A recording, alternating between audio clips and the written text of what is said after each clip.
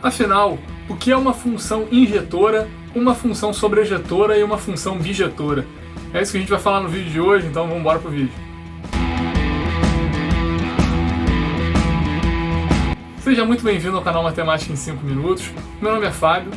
No vídeo anterior, a gente falou de um tipo de classificação que diz respeito à paridade das funções, né? No vídeo de hoje, a gente vai falar de uma outra classificação, que é quanto à injetividade, sobrejetividade e bijetividade. Esses nomes diferentes aí, né? Mas na realidade eles são muito simples. Então, antes da gente começar com o nosso conteúdo, só lembrando, né? Se você ainda não é inscrito aqui no canal, clica nesse botãozinho vermelho aqui embaixo, se inscreve no canal, ativa as notificações e vamos ao que interessa, né? Bom, quando a gente fala esses nomes diferentes aí, né? Função injetora, sobrejetora, bijetora, é importante que uma coisa você já tem que lembrar de cara quando aparecer um nome desse, né? A gente tem que olhar para o contradomínio, tá? Isso é a primeira coisa muito importante que você saiba, né? Essa classificação, ela diz respeito ao contradomínio, tá? Então, vamos lá para o nosso exemplo lá que eu botei aí, ó. São dois conjuntos, né? O conjunto domínio e o contradomínio. E aí, se atenta a uma coisa, olha.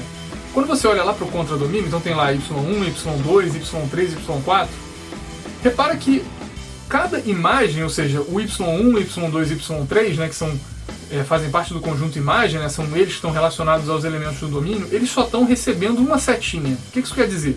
Quer dizer que só tem um elemento do domínio que está relacionado a eles. Tá? Quando isso acontece, essa função é dita injetora.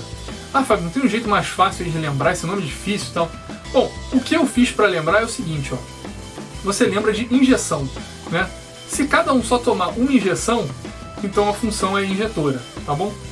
Só para você não confundir com os outros termos, beleza? Ah, Fábio, e o y4 que está sozinho lá embaixo?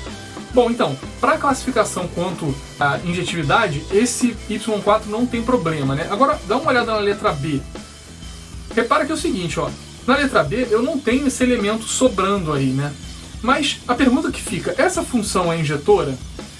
Repara que o x3 e o x2 estão ligados ao y2, né? Ou seja, o y2 está recebendo duas setinhas ou duas injeções, né?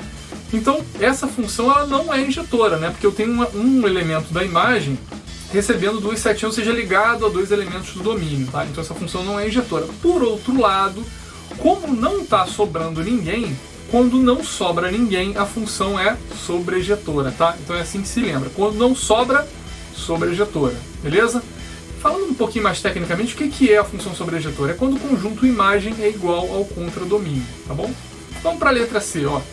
A letra C, repara que não sobra ninguém e cada elemento lá do conjunto imagem, né, só está recebendo uma setinha, né? Ou seja, só está ligado a um elemento do domínio, né? Quando essas duas coisas acontecem, ou seja, quando a função é injetora e sobrejetora, a gente diz que ela é bijetora, né? Então a definição é essa. Quando a função é injetora e sobrejetora, ela é dita bijetora, beleza? Bom, vamos lá para o exercício para a gente fechar então, ó. Seja f de r em r tal que f de x é igual a x mais 5. A função é, aí, letra A, injetora, letra B, sobrejetora, letra C, bijetora, ou letra D, nenhuma das anteriores, ou seja, ela não é classificada de nenhuma dessas formas, tá? Então tá lá o gráfico dela aí do lado, né, com a curva em vermelho. E aí como é que a gente vai descobrir isso olhando o gráfico? Bom, em relação à injetividade, como é que funciona? A gente viu lá que cada y só está ligado a um x, né? Como é que a gente vê isso? Vamos pegar um ponto qualquer aqui, ó. Peguei um ponto lá e aí eu tenho a minha imagem, né? Lembrando que se a gente está olhando para o contradomínio, a gente está olhando então para o eixo das ordenadas, para o eixo vertical, para o eixo y, tá bom? Então peguei aquele ponto lá e aí tem lá a ordenada dele y1. Se eu pegar qualquer outro ponto, vou pegar um outro ponto qualquer aqui, ó. Peguei outro ponto lá. Qual a ordenada dele? É um y2 que é diferente de y1, tá vendo? Se você pensar, se você olhar para o gráfico, você vai ver o seguinte, qualquer ponto que eu pegar ali vai ter uma ordenada diferente, né? Porque o que é a ordenada? É a projeção daquele ponto no eixo das ordenadas, no eixo vertical. Então, qual é um outro jeito de você ver, né? Um jeito de você ver também que é simples é você traçar linhas horizontais, e aí, se corta a função, a curva da função, né, essa curva vermelha, em um ponto só, significa que essa função ela é injetora, né? Então, eu botei umas linhas azuis horizontais aí, tá vendo? Você percebe que todas elas só cortam a curva vermelha em um único ponto. Então, essa função ela é sim injetora, tá bom? Ah, Fábio, então a letra A, calma, vamos ver, né? Ela pode ser ainda sobrejetora também, portanto, ela poderia ser a letra C, que é bijetora. Então, como é que a gente avalia se ela é sobrejetora ou não? Bom, a gente viu lá na letra B, né, que a sobrejetora é aquela que não sobra ninguém, né? Como é que não sobra ninguém, né? Então, eu teria que olhar para o contradomínio primeiro e ver se ele é igual ao conjunto imagem. Qual é o contradomínio? O contradomínio é o que o enunciado me falou, aquele seja f de R em R, né? Então eu tenho um contradomínio que é o conjunto dos números reais. Será que o conjunto imagem dessa função é o conjunto dos números reais? A gente já viu, né? Eu vou botar um vídeo aqui em cima, ó, que é a gente falando, identificando a partir do gráfico o conjunto domínio e o conjunto imagem. Então vamos lá, vamos lembrar, né? Como é que funciona?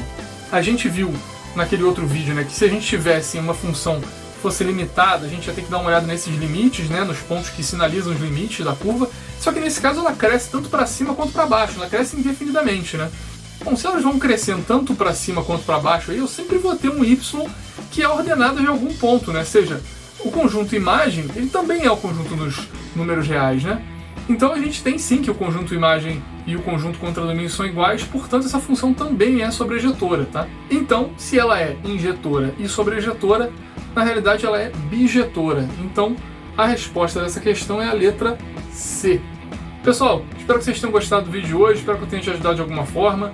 Se você gostou, clica no like aqui embaixo, isso é muito importante pra gente. Se você ficou com alguma dúvida, deixa aqui nos comentários, vai ser um prazer te responder. E vamos aprender matemática em 5 minutos. Até a próxima, um abraço.